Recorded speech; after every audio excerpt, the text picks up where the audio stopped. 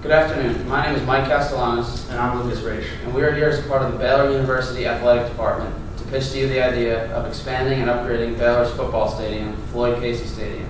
We're also here to prove to you that it's both financially and economically feasible to do so. This upgrade will stimulate the university, the economy, and the community as well. The Baylor football team has had a lot of on-field success in the past few years. Just last season, we won 10 games and we had our first Heisman Trophy winner in Robert Griffin III.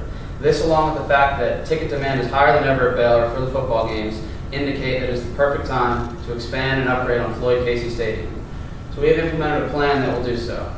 First step is to add 15,000 to 20,000 general admission seats to the East Grandstand. This will build up on the East Grandstand to an upper deck, across from the luxury boxes and the coaches' boxes. And this number obviously varies due to construction room. We'll also add 3,000 to 8,000 club seats to the stadium, and we feel like this is a good thing because club seats is the #1 trend in stadium seating and is getting very popular in stadiums around the country. Finally, in year 3 of this project, after we have generated more cash through our cash flows and our revenue streams, we're going to add a new scoreboard and video board to take the place of our current one.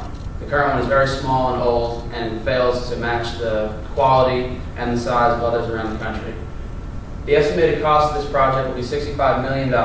We have reviewed and analyzed all our financing options, and we will go over that later in this presentation. And finally, we as the Baylor University Athletic Department will be managing the overrun and any additional costs we have not calculated. So if anything comes up construction-wise, hard costs, soft costs, we'll be paying for it out of our excess cash and reserve accounts. Okay, so a little bit of history about the stadium now.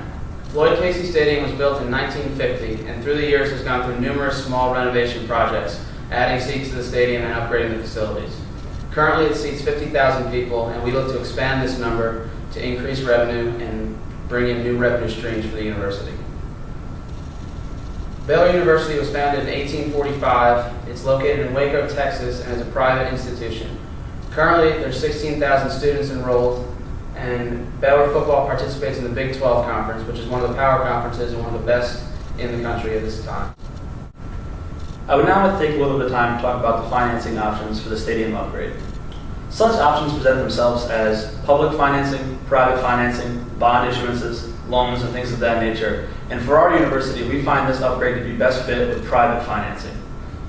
Through this, we have found that the McLean family has offered to give the largest donation in school history. In that combination with other boosters and alumni, we find to be $40 million in donations this year. On top of this, we would like to borrow a $25 million loan over the span of 10 years. When speaking of the economic and fiscal impacts of this stadium upgrade, we believe that more people will in turn increase more revenue both directly and indirectly.